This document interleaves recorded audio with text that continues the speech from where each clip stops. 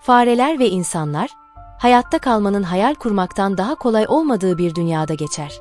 Büyük buhran yıllarının Amerika'sında, umut kadar kırılgan iki insanın yolculuğunu anlatır.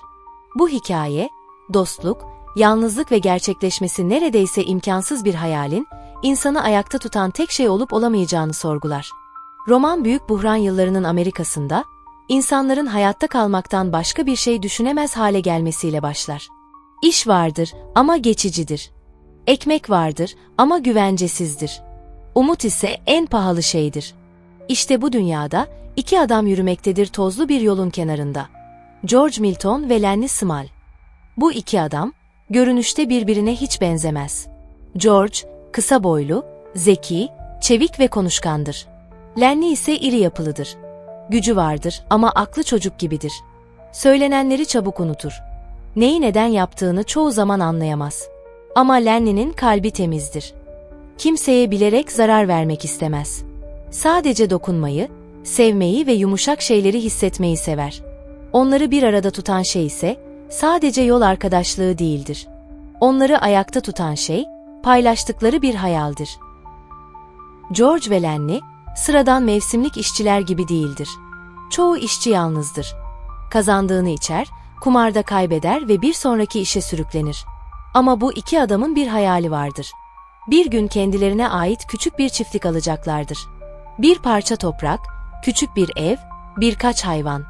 Ve Lennie, bu çiftlikte tavşanlara bakacaktır. George bu hayali defalarca anlatmıştır Lennie'ye. O kadar çok anlatmıştır ki, artık bir masal gibidir bu hikaye. Lennie her seferinde aynı heyecanla dinler. Tavşanlar en çok hoşuna giden kısımdır. Tavşanlara bakacak, onlara ot verecek, onları sevecektir. George ise bu hayali anlatırken sadece Lennie'yi değil, kendisini de hayatta tutmaktadır. Ama bu yolculuk, daha başından tehlikelerle doludur. Daha önce çalıştıkları çiftlikten kaçmak zorunda kalmışlardır. Çünkü Lennie, bir kadının elbisesine dokunmuş, yumuşaklığını hissetmek istemiştir. Kadın korkmuş, bağırmış, olay büyümüştür. George, Lennie'yi zar zor kurtarmıştır. Şimdi yeni bir işe, yeni bir çiftliğe doğru yürümektedirler. George, Lennie'ye sürekli tembihler. Konuşmamasını, soru sormamasını, başını belaya sokacak hiçbir şey yapmamasını ister. Lennie söz verir. Ama George da bilir ki Lennie'nin verdiği sözler, sadece zihninin sınırları kadar dayanıklıdır. Yeni çiftliğe vardıklarında, onları sert bir dünya karşılar. Çiftliğin yöneticisi, insanlara güvenmeyen, soğuk bir adamdır. İşçiler kaba, yorgun ve umutsuzdur. Burada herkes yalnızdır. Herkes kendi yükünü taşır ve kimse kimsenin yükünü paylaşmak istemez. George ve Lennie hemen dikkat çeker. Çünkü onlar yalnız değildir. Aynı odada kalırlar, birlikte yerler, birlikte konuşurlar. Bu durum, diğer işçilerin gözünde garip olduğu kadar kıskanılacak bir şeydir. Çiftlikte tanıştıkları ilk önemli kişilerden biri Candy'dir. Sandy yaşlıdır. Tek eli yoktur ve artık işe yaramadığı hissiyle yaşamaktadır. Yıllardır yanında olan yaşlı köpeği, çiftliğin diğer işçileri tarafından işe yaramaz denilerek öldürülmüştür. Sandy, köpeğinin ölümüyle birlikte, kendisinin de bir gün aynı şekilde kenara atılacağını düşünmektedir. Sandy, George ve Lennie'nin hayalini duyduğunda, içinde yıllardır sönmüş bir ışık yanar. Onlara para vermeyi teklif eder. O da bu hayalin bir parçası olmak ister. Çünkü bu hayal, yalnızca bir çiftlik değil, yaşlılığın, yalnızlığın ve değersizliğin karşısında bir sığınaktır. Hayal artık 3 kişiliktir. Ama bu çiftlikte sadece umut yoktur. Tehlike de vardır. Çiftliğin sahibinin oğlunun karısı, yalnız bir kadındır. İsmi romanda bile özellikle geri planda kalır. Çünkü bu dünyada kadın olmak bile tek başına bir kimlik kazandırmaz.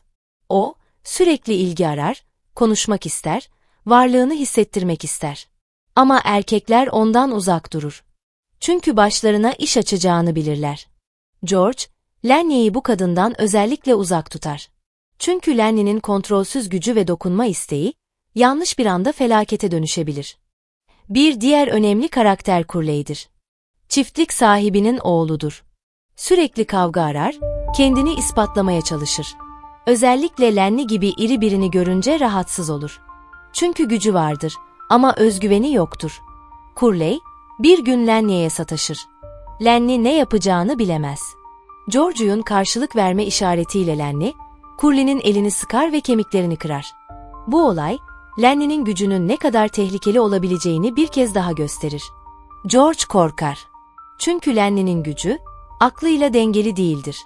Ve bu dünyada, güçlü olup kontrol edememek, ölümcül bir suçtur. Çiftlikte Lennie'ye anlayış gösteren nadir kişilerden biri Crooks'tur. Crooks siyahidir ve bu yüzden yalnız yaşar.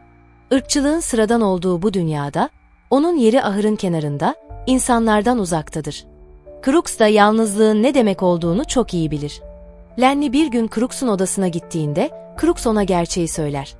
Çoğu insan hayal kurar ama bu hayaller gerçekleşmez. Çünkü dünya buna izin vermez. Lennie bu sözleri anlamakta zorlanır. Onun için hayal, gerçektir. Çünkü George vardır. Çünkü söz verilmiştir. Ama romanın kırılma noktası yaklaşmaktadır. Bir gün Lennie, yine yumuşak bir şey severken kontrolünü kaybeder. Bir yavru fareyi, sonra bir köpek yavrusunu öldürür. Ne yaptığını anlamaz. Sadece korkar. Çünkü George kızacaktır. Çünkü tavşanlara bakma hayali tehlikededir. En trajik an ise Curley'nin karısıyla yaşanır. Kadın, Lennie'ye saçlarını okşamasına izin verir. Lennie saçların yumuşaklığını hisseder. Ama kadın bağırmaya başlayınca Lennie paniğe kapılır. Susturmak ister.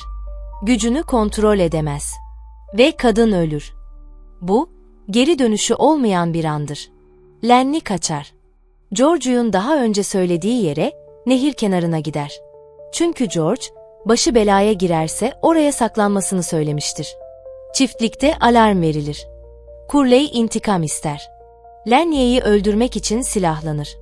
Bu artık bir adalet meselesi değil, bir linçtir. George gerçeği bilir. Lennie yakalanırsa acı çekecektir. İşkence görecektir. Ve belki de hiç anlamadan öldürülecektir. George, Lennie'yi nehir kenarında bulur. Lennie korkmuştur. Ama Georgiou'nun sesini duyunca rahatlar. George, ona yine hayali anlatır. Küçük çiftliği, tavşanları, özgürlüğü. Lennie hayali dinlerken gülümser. O an, mutlu olduğu nadir anlardan biridir. Ve George, en zor kararı verir. Lennie'nin acı çekmesine izin vermemek için, onu kendi elleriyle öldürür. Silah sesi duyulduğunda, hayal de ölür. Roman burada sadece bir dostluğun değil, umut fikrinin de ölümünü anlatır. Çünkü bu dünyada zayıflar yaşayamamakta, güçlüler ise kontrol edemedikleri güç yüzünden yok olmaktadır. George artık yalnızdır. Tıpkı herkes gibi. Fareler ve insanlar, hayallerin değil, hayal kuran insanların hikayesidir. Dostluğun, yalnızlığın, güç ve acziyetin iç içe geçtiği bir dünyada, en masum olanlar en ağır bedeli öder. Bu roman bize şunu sorar. Bazı hayaller, gerçekleşmek için mi vardır? Yoksa hayatta kalabilmek için mi? Fareler ve insanlar, geride tamamlanmış bir hayal değil, yarım kalmış bir umut bırakır. Georgiou'nun yalnızlığı, sadece bir dostun kaybı değil. Birlikte hayal kurmanın da sona erişidir. Bu hikaye bize şunu hatırlatır. Bazı insanlar hayatta güçlü oldukları için değil, yalnız olmadıkları sürece ayakta kalabilir. Ve bazen, en büyük merhamet, en ağır kararı vermeyi gerektirir.